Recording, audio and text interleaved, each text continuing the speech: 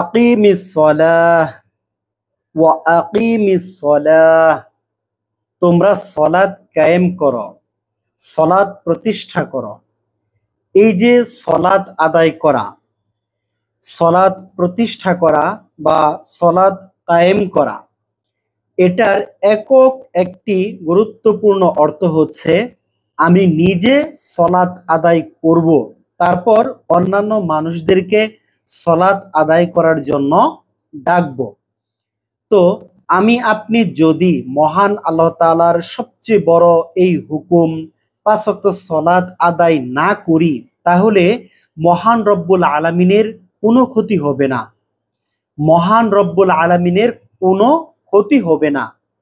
আমি যদি ৫ ওয়াক্ত সলাত আদায় না করি, আমি যদি মহান রবের ইবাদত না করি, আমি যদি মহান রব্বুল আলামিনের কৃতজ্ঞতা স্বীকার না করি, আপনি যদি মহান রব্বুল আলামিনের কৃতজ্ঞতা স্বীকার না করেন, আপনি যদি মহান রবের ইবাদত না করেন, তাহলে মহান রব্বুল আলামিনের কোনো ক্ষতি হবে না।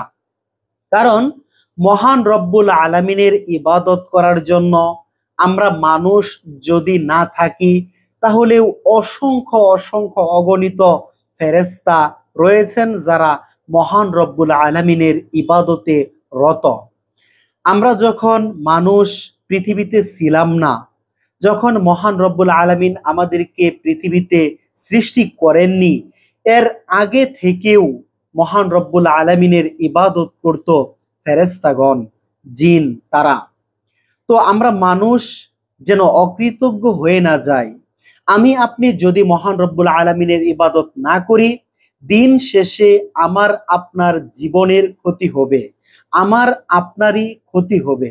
আমি আপনি যদি মহান রব্বুল আলামিনের গুরুত্বপূর্ণ ইবাদত ৫ ওয়াক্ত সলাত জীবন থেকে ছেড়ে দেই, আমি যদি ৫ ওয়াক্ত সলাত আদায় না করি, তাহলে দিন শেষে আমার ক্ষতি হবে, আমার জীবন থেকে শান্তি চলে যাবে, আমার জীবন থেকে প্রশান্তি চলে যাবে, আমার জীবন থেকে সময়ে যে বরকত, যে বারাকা আছে, সেই সময়ের মধ্যে আমি বারাকা পাবো না, সময়ের বারাকা চলে যাবে। রিজিকের মধ্যে যে বরকত আছে, সেই রিজিকের বরকত কমে যাবে। আমার আপনার জীবনে হতাশা নেমে আসবে, দুশ্চিন্তা নেমে আসবে, সব সময় পেরেশানির মধ্যে আমি আপনি থাকব। নিজে তো আমি আপনি পেরেশানির মধ্যে থাকবই, আমার পরিবারের মধ্যে অশান্তি লেগে থাকবে। আমার পরিবারের মধ্যে আমি কখনো শান্তি পাবো না, শান্তি অনুভব করতে পারবো না। আমার স্ত্রী দ্বারা আমি কখনো শান্তি পাবো না, আমার সন্তানের আচরণ দ্বারা আমি কখনো শান্তি পাবো না। এর কারণ হলো আমি মহান রবের ইবাদত থেকে অনেক দূরে। তো আমি আপনি যদি মহান রব্বুল আলামিনের ইবাদত করি, তাহলে সর্বপ্রথম যে নিয়ামত আমি আপনি পাবো, সেটা হলো মহান রব্বুল আলামিনের পক্ষ থেকে প্রশান্তি, শান্তি নাজিল হবে আমার আপনার উপর। মনের মধ্যে অফুরন্ত সুখ আমরা তখন পাবো, সমৃদ্ধ অর্জন করব, আমাদের মনে শান্তি নেমে আসবে, প্রশান্তি নেমে আসবে, আমরা সময়ের মধ্যে বারাকা পাবো। তাই আসুন আমরা মহান রব্বুল আলামিনের ইবাদত করি একমাত্র আমাদের নিজেদের ভালো থাকার জন্য।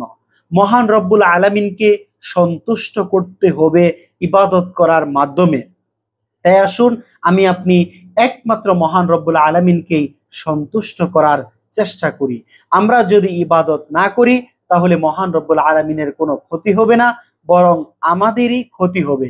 তাই আসুন একমাত্র মহান রবের ইবাদত করি। আল্লাহ তাআলা আমাদেরকে সঠিকভাবে বোঝার এবং সঠিক আমল করার তৌফিক দান করুন। আমিন ইয়া রব্বাল আলামিন।